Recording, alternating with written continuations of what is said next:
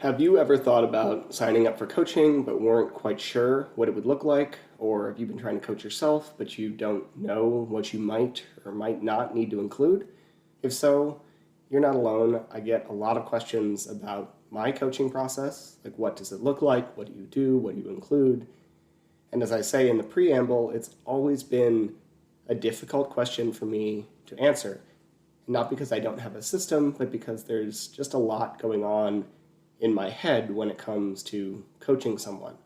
So I decided, hey, let's just record an episode about all the things I consider when it comes to coaching and what it might look like if you wanted to work with me. Now, before we get into it, I wanted to say I throw around a lot of terms like VO2 max and critical speed and lactate threshold, and I don't spend a lot of time defining these. Further, depending on your athletic history or your specific definition of these metrics, some of them may be more or less the same. So I'm going to release a quick follow-up episode about what some of those things mean, and more importantly, what I mean by them. If you want that faster, then head to the Facebook group and the video should be up by the time this episode drops. Finally, I wanted to let you know that I'm offering a free coaching consultation with me if you're interested. So keep an ear out for that at about the 3.5-minute mark for how to apply, and we'll set it up. You don't have to do anything, you just have to shoot me a message and we'll get it on the calendar. All that said, let's get into the episode.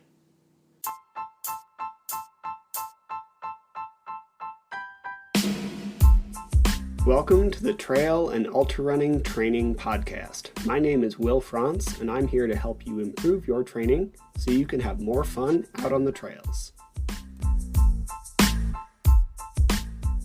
We are live. Let's talk about my coaching process. I get a few questions fairly regularly about how I coach athletes or what I do or what these things look like. And so I figured I'd just tell you. As of now, June 2023, this is what it looks like. And I'll tell you, this is not exactly what it looked like a year ago. I'm constantly learning and shifting and trying to dial it in. Like as of 2 weeks ago, I added something new to my assessment process, which we'll talk about. I'm currently taking a course on sports psychology, and I'm sure that's going to make its way in as well. Every good coach spends time on continuing education, and as a result, like the process changes as time goes on. So that's the thing. But I will say that the basic structure has always been the same, and it's just getting more and more fine-tuned as we move through the months and the years. So before we get started, I just want to say I'm about to drop a lot on here, which is why I'm going to have some notes to go off of, probably more than I have been the past few of these, and I just wanted to do it justice and make sure that everything stayed in my brain as much as possible. And it's always kind of a tough question for me to answer when someone asks how I coach people, because if I'm going to give you the honest response, it takes a while. There are a lot of different aspects to juggle and a lot of different stuff when it comes to training. So I figured I would just do one of these, be podcast or Facebook Live, wherever you're watching this, and I will give you as much information as I can because I want to be transparent. And again, it's quite a bit, so I figured I would also offer you something as well. If you were hearing this before June 18th, which is Father's Day in the US, and you reach out to me, I will schedule you for a free coaching consultation. I got into fitness because of my dad. He taught me to lift when I was in 3rd grade. He always supported my goofy exploits through sports, and I became a personal trainer largely because he died 7 years ago. And without going into detailed stories that would probably make me tear up, he is the reason I do what I do and why I'm really any good at it at all. So since he is not around for me to honor in person, I'm going to do it in spirit. So either drop a comment below or text me. Do not call, it will go to spam. But text me at 505-702-6192, and you and I will set up a time to go over your training. Anything you want help with, we'll talk about. For as long as you need. That could be 30 minutes, could be 2 hours. Contact me and I will give you a free coaching consultation where we'll do a deep dive on your training.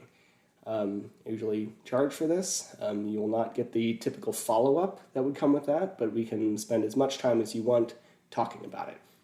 And then we can see if you want to make any adjustments from running to strength to food to hydration to whatever. So, free consult, text me or drop a comment, and we'll make that happen.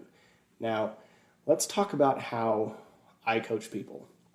Once someone signs up with me, one of the first things we're going to do is set up a time for a video call where I'm going to have you do a series of movements so I can see how you move and get an idea of what your muscle balance or imbalance is. I used to have people record videos. Now I do it live because I can get a lot more information. We'll do things like a squat test. I want to see your squat depth. If you don't get very deep without driving forward into your toes or losing connection, probably means that your posterior chain isn't as strong as you want it to be. I'll see your one leg squat test. This often shows me whether your knee is going to cave in or out, and it'll show me kind of what your stability and balance is, adductor strength, etc. We'll do a wall test where I be up on a wall and slide up and down. This will show me a couple things, including your upper back engagement, and it's also going to show me whether you can connect to your lower abdomen, because I'm going to have you press your lower back into the wall. We're going to do an ankle flexion test. I want to see how much your knee can track over your toes, because if you have no ankle flexion and you're trying to drive uphill, you're going to end up in nothing but your calves. So I care that you can bend your ankle a bit. Hurdle step, I want to see how high you can get your knee up, because that shows me some activity on your psoas. And then a windmill for things like hamstring engagement, oblique engagement, and just general ability to do a complex movement. And then a thing I'm also adding as of a couple weeks ago is a single leg deadlift. Just took a new course and I've been implementing it over the last couple weeks because it shows me a lot about your gait cycle. And if you're running something like a trail or an ultra, your gait cycle kind of matters because you're going to be doing thousands and thousands of steps, even more than the people I train in person, right? So I've added that as well, and we can analyze that. So we're also going to discuss some deeper things like diet and life and whatever, right? So all the stuff that affects your training that we don't generally think of as training. So like sleep, if you only get 4 hours a night, we should probably talk about that, because I need to know more about you if I'm going to be a good coach for you. Then, after we have that conversation for a week, you're probably going to feel like I'm not doing very much. And I'm honest with everybody while having the conversation. But I want to see what your training actually looks like. So I hook you up to my Training Peaks account, and then I see what you actually run in a week. Because the amount of times I've had someone tell me, I run 40 to 45 miles per week, when we hook you up to Training Peaks, it often turns more into 30, because I'm scheduled to run 40 to 45 miles a week is not always what happens when life happens. So that is what tends to go on there. So at the end of the first week, I've seen how you move, I've seen your real running volume, I've seen a good amount of your intensity, and I've spent time creating your first phase of your strength program. We've discussed diet and sleep and injury history and all sorts of stuff, right? So that's kind of where we are. And this is because I really care about the assessment process. And I think this is where a lot of programs, I don't know, for lack of a better word, right, fall apart. They drop you straight into training without even seeing where you are. And if you're running 20 miles a week and we drop you into a 40-mile-a-week ultra program, whatever, you're going to get hurt. If we don't see where your movement is now, then we don't really want to give you a strength program, because we might just be reinforcing movement patterns you don't really want. For example, if your knees cave in when you squat and we load you with heavy squats, we're just going to keep fostering that movement pattern on your squat. We want to make sure we do a bunch more single leg stuff and like a sumo deadlift to get your abductors firing more and get your glute med up. So we need to see where you are in order to create the path to where you want to go. And to be clear, the assessment's never really over. You're constantly analyzing and tweaking and making adjustments. And on that note, the second week of work, we're actually going to get a running program rolling, but we're going to see some more assessments there, at least in theory. depending how far away you are from your race. If you come to me with like 2 months to a 100-miler, like it's questionable whether we'll even go through with it, but if we do, we're probably going to skip this step. But I like to run 2 tests here. I'm going to have you like race, quote, a mile and race a 10K. And then we will talk about that, see what your paces were, see how they felt. And I do these too because short of being there and strapping you up to like a bunch of equipment that I don't have access to, the mile provides a decent indicator of a pace for VO2 max workouts. It also shows me if you have a decent neuromuscular drive, because if you're clipping along at like this is a 5-6 minute mile, we know you have a lot of power and speed.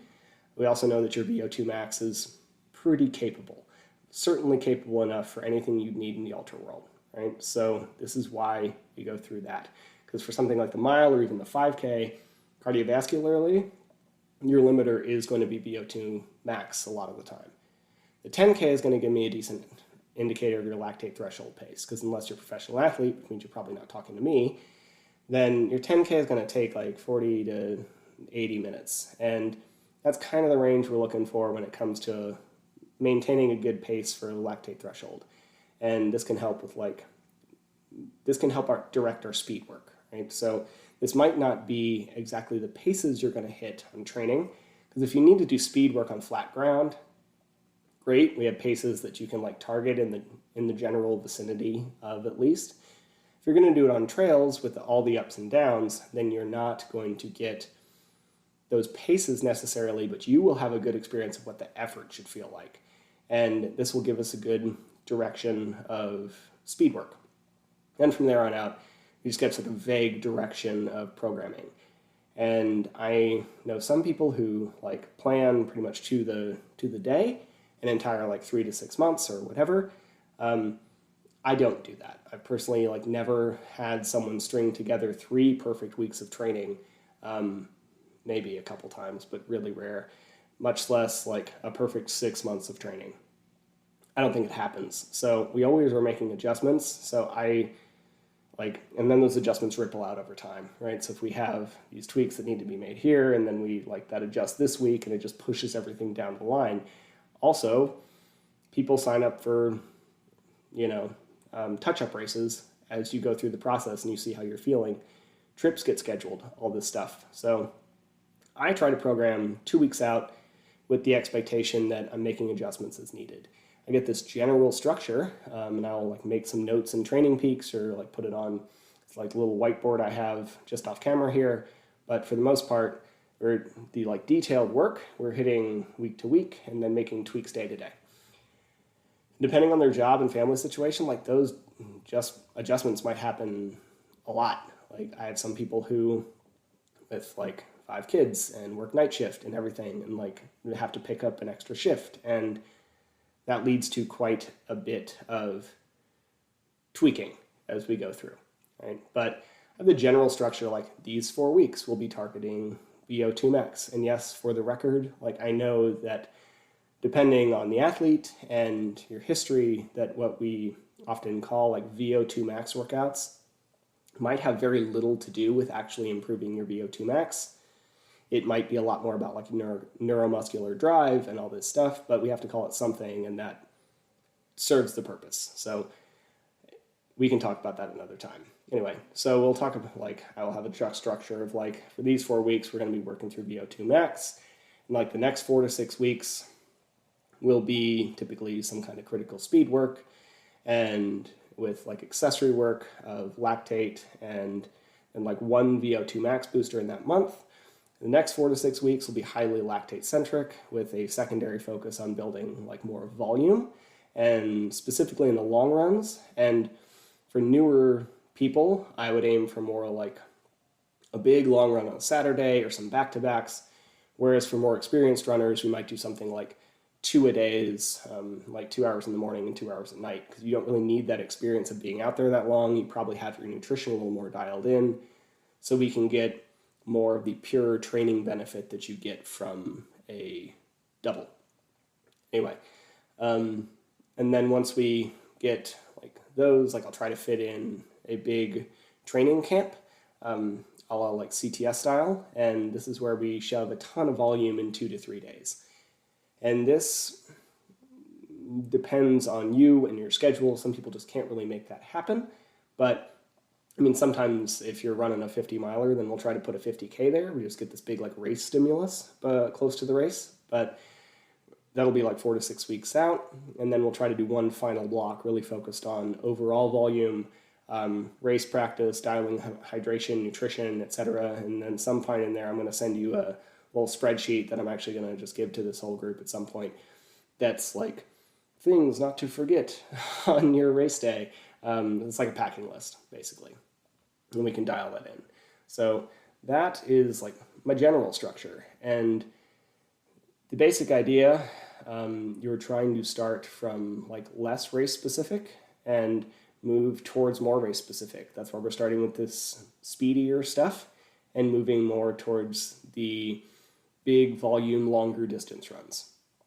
Because this is, I tend to train more ultra athletes, so that's what we're working for. And if we're working for some like tune-up races, we're going to try and have the races coincide with your training block. So if we want to run a 50 miler, we might do like a half marathon in the mountains tune-up to incentivize and support all the VO2 max training and critical speed work, because that tends to be your limiters there. Right? So that's kind of how we would structure throughout the time. And you never really want to give up any training stimulus completely. So just like you're trying to build a little bit of low and slow volume through this entire time, because you don't really want to lose that endurance capacity even as you push a lot of the speed work, you want to occasionally tap into or touch some of these other things as well. So if you build a VO2 max, your weekend run might have like a push at your 10K pace. If you're working a little more on lactate once in that month, we might do like 5 by 3 minute hills to stimulate VO2 max so we don't see too much drop off there, be it in the actual VO2 max or in your ability to carry that like neuromuscular power for that period of time.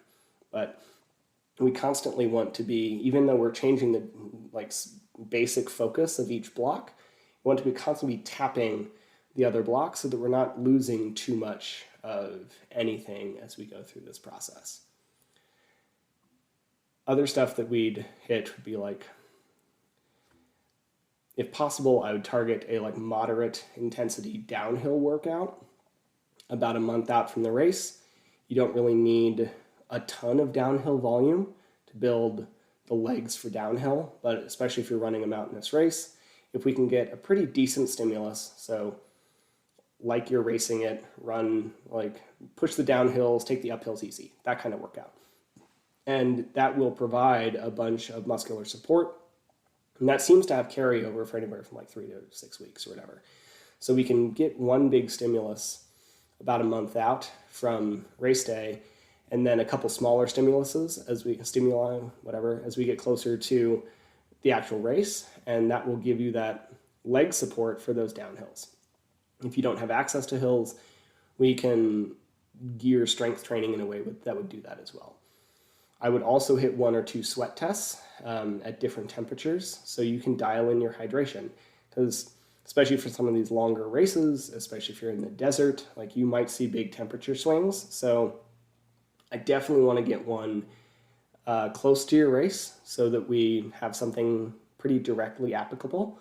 I also would like to get one a little farther out so that if we're seeing a temperature swing from like 40 to 80, right, or 60 to 100 if you're doing it in Arizona, then we have a couple different sweat rates that we can use and target.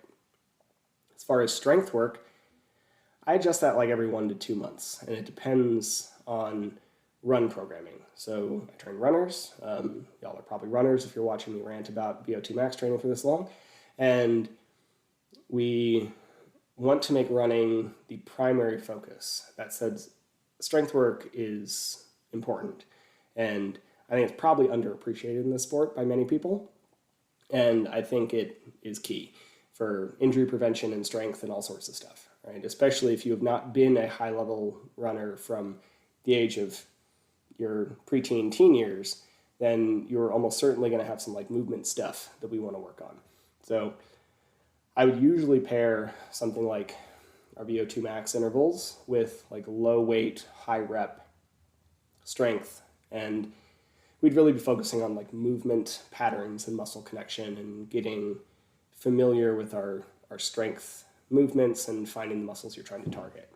And that is because that is not that intense, and VO2 max work is really intense. So we want a low intensity strength adaptation while we target a much higher intensity cardiovascular adaptation, because we don't want to do too much to the central nervous system at any one time. I would also pair at least like the first half, depending on your thing, the first half of your critical speed intervals with a higher weight, lower rep strength work. And we would go into this knowing that your central nervous system is going to take a bit of a beating for about 3 weeks. And then we'd go into a deload so you can actually recover. But we're going to push a little bit of speed, but volume of running is going to be lower here. So you're not going to see big weekend runs. We're not going to see a bunch of long runs. It's going to be a pretty steady volume, a little more intensity, and then the strength work on the like lower rep, higher weight range. And if you don't have access to like barbells and higher weights, we might get a little creative with your movements. So if anybody can do a like heel elevated one leg pistol squat, like you're probably going to be stimulating a lot of pure strength stuff there, because most people I know can't do a ton of those. Now, after we get through that, we would switch up, like once we get a little more into either the second half of like critical speed or into lactate or whatever, because those two are very close together. Once we're starting to stimulate lactate, we would do a little more on the like rotational strength, stability, and muscle gain. And then we'd move a little more into explosive training. And this is because like your lactate block's actually pretty long, because it's really important for your race. You're going to produce a lot of lactate. You want to be able to use that as fuel. Lactic acid is a lie. So we want to be able to use that lactate as fuel effectively and learn to clear the hydrogen out of your body so that you don't get overly fatigued on race day. So that's going to be a bit of a longer block, usually 6 to 8 weeks if we have 6 months to work with. And this is where we pair some more of that like training work. And when I said explosive training, that means plyos, but done the way they're supposed to. So this is not how many box jumps can you do badly in a minute, like you'll often see if you go to a gym.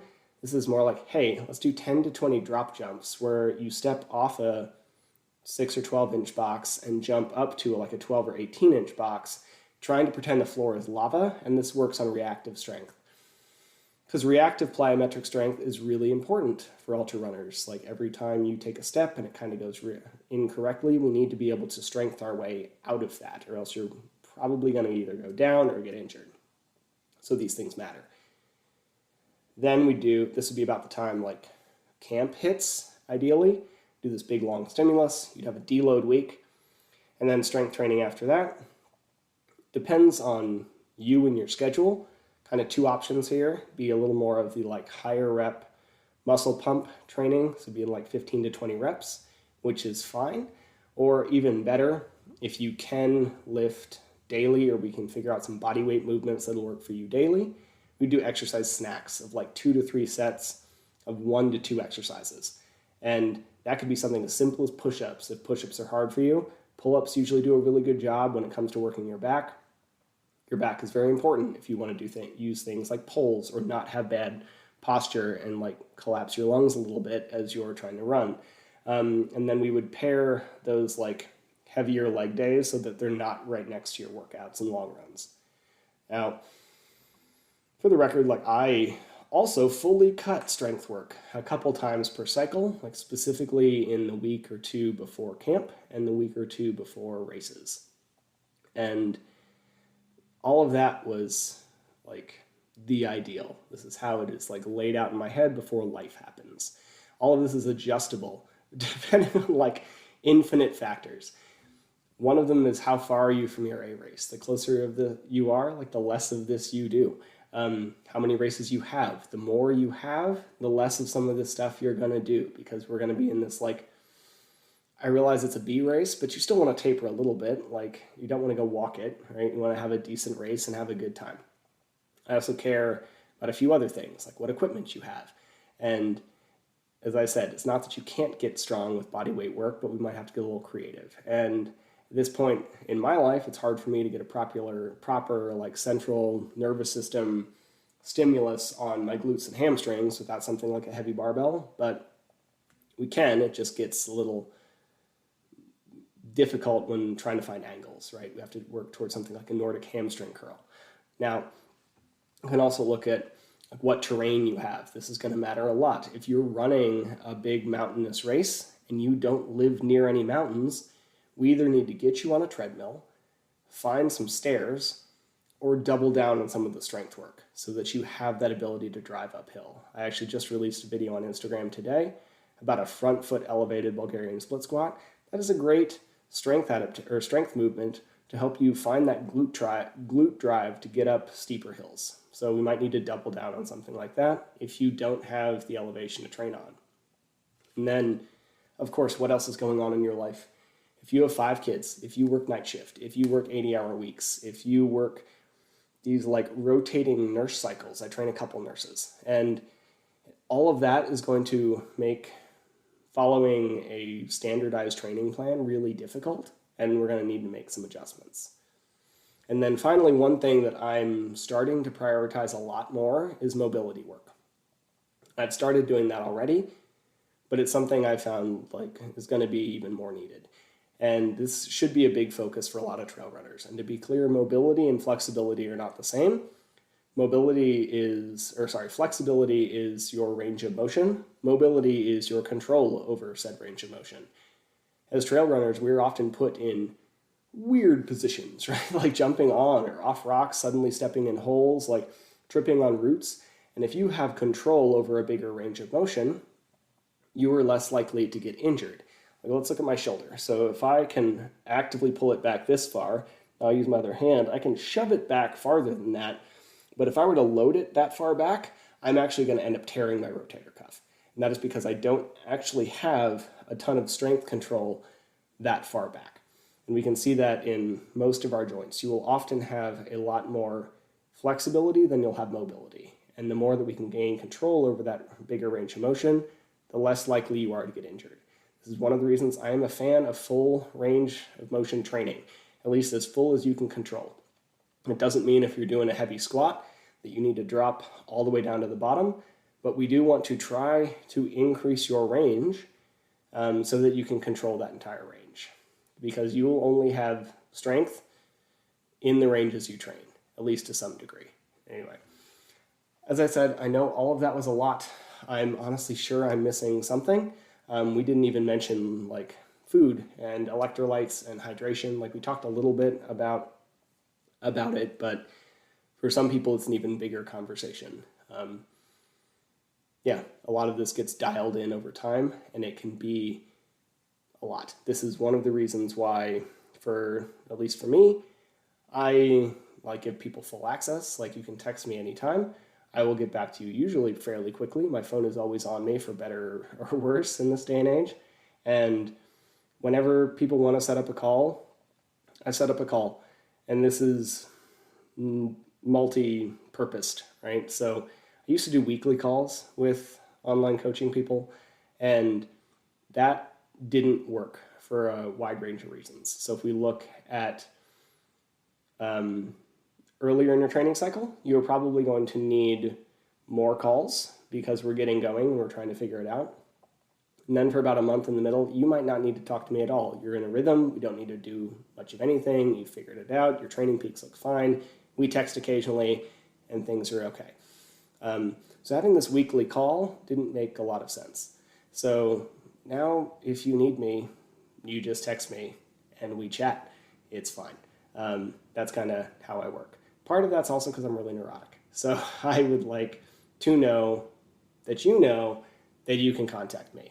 That way if something's wrong, if something is problematic, like you message me and we fix it. I don't really feel like my time is, untouchable, honestly. I really care about people I train, so I just make it available. So if you need to talk to me, we talk. That's a lot of how I do, right? And that is most of my coaching process. As many touch points as you need, and then a lot of stuff that I just try to juggle in my head so that you can hit your race as well as you can. And all of this starts with a phone call. If you've ever asked me about coaching, you'll probably know that like my first step is to speak with you on the phone. And there's a couple reasons for this. Like one, I want to know what it's like to talk to you, and you should probably want to know what it's like to talk to me. As I said, like I'm a fairly high touch point person. I also know I'm not a good fit for everybody, and not everybody's not a good fit for me. And if you hate talking to me, then you're not going to reach out when you need me. And then again, the aforementioned neuroticism and everything just is going to flare. So we should make sure we can actually get along for 20 minutes at a time so that I can coach you effectively. There's a few things you're looking for in coaching, and at least moderately liking your coach should probably be one of them. And then, and like we can usually figure that out on a 20 to 30 minute phone call. Also, this is a bit of a weeding out function because like I need people to realize that coaching is not magic.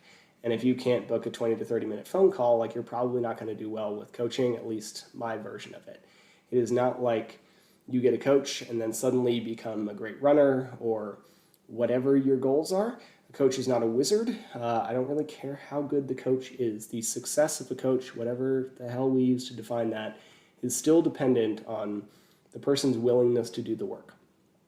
And the coach should guide you towards the right work for you and your needs, because every person needs something subtly different. They should make that accessible. So like, this is one of the reasons I don't have hey, I only make one adjustment a week system, because I've worked really messed up jobs.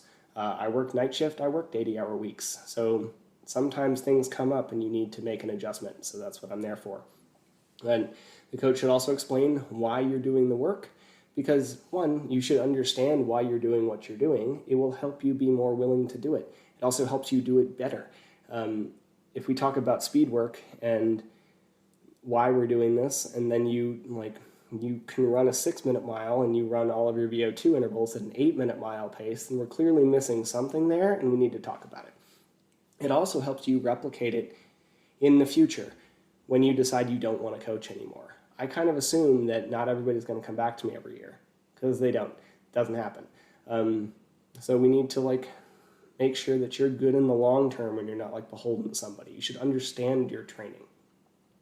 Not saying you need to have like a full kinesiology degree by the end of your coaching cycle, but you should at least be like, oh, I did this about this time last year and I had a race about this time last year, so maybe we should do something like this time last year.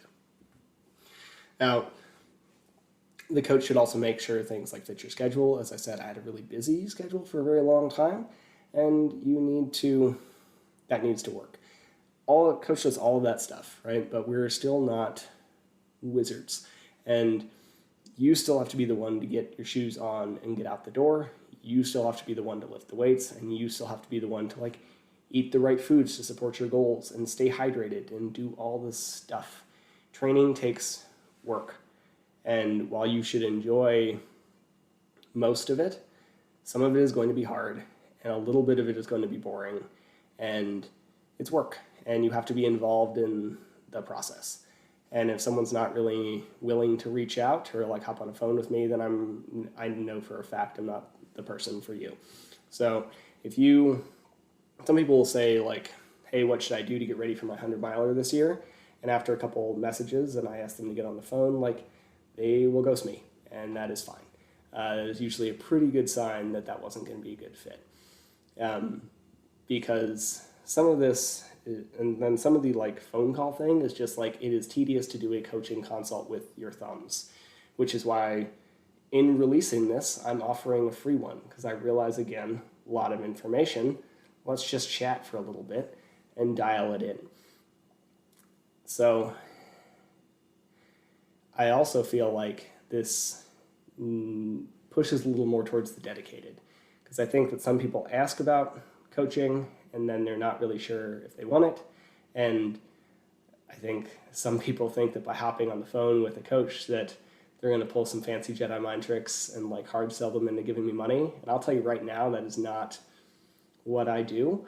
I know people who do that. I've seen people do that. When I worked at a large fitness chain, I had someone do that for me. I did not like it, for the record. And hell, early in my career, I even tried that a couple times. And what I've learned is whenever you try to like hard sell and convince and cajole someone into coaching, then training almost always becomes a burden.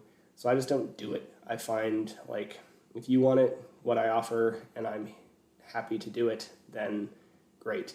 So the hard sell's not my style. I want to coach people who want to be coached, and I don't really care if you're training for a 100-miler or you're going through rehab and need enough leg strength to like actually want to walk again without pain. I've trained both of those ends of the demographic, and I just want to train someone who wants to be there. If my coaching fits your skill sets and if my skill set fits your needs, then I want to help. So those who you cajole into that aren't going to be there, so I just don't do it, right? I spend 0% of my time chasing people down. I don't send these like endless follow-ups that other people do that I've been on the other end of, and I personally find really tedious, so I just don't do it. So if you like the results I've gotten for others and you jive with my weird like neurospicy mixture of ADHD and autistic personality and appreciate the level of detail I put into coaching, then I'd love to help you. But you have to be an active participant in the process. I was actually listening to a podcast today by a guy named Mike Milner, and I've definitely mentioned him before. He made an analogy I really like. And he tends to do a lot more like the fat loss work, but he's been coaching for a long time, and I've learned a lot from him. And in fact, when people come to me for fat loss, I'll often just like push them towards Mike because he's better at it than me. And anyway, he said that a lot of people don't seem to realize that you have to do work when we get into coaching. Doesn't matter how much you tell them beforehand, kind of have this mentality of like, I paid for this, so I should get the results. And instead of it's actually like buying something on Amazon. If you buy a light bulb on Amazon and you just leave it in the box or on your front doorstep and didn't do anything with it and didn't even take it inside, then would you be pissed that your room is still dark? Probably not. But we do this kind of thing with coaching all the time, where people buy coaching, but then they don't actually do anything with the coaching they've received. They don't target the right paces. They don't fuel how you ask. They don't do the strength work. They don't do any of it. And further, they don't reach out to you with problems that they're having. Coaching is information. It's direction. It's guidance. It's not wizardry. It's not performance and a payment. Like, this is why I start with a phone call, and it's just a weeding out function and see if we're a good fit for each other. So if you liked everything I talked about in that process or kind of want to see what it would be, I'm giving away a free coaching consultation. And if you want that, again, drop a comment, or if you're listening to this as a podcast, take a note, like text me at 505-702-6192. Do not call me. I get so much spam, like I just won't answer. But text me with your name and everything, and I'll get back to you as soon as I can. Love to help.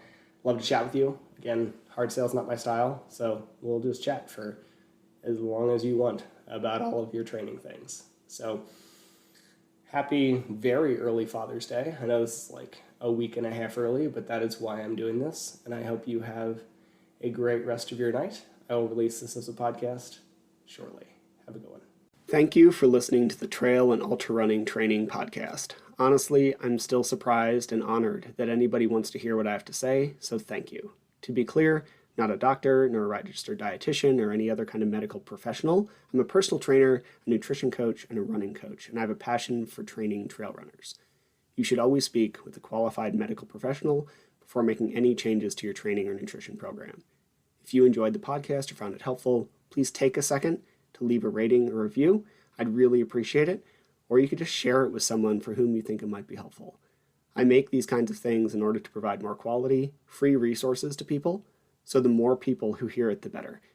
If you want more of this information, please head to the Trail and Ultra Running Training group on Facebook, where we discuss all aspects of training, so you can have more fun doing the sport that you love. Thank you again for listening.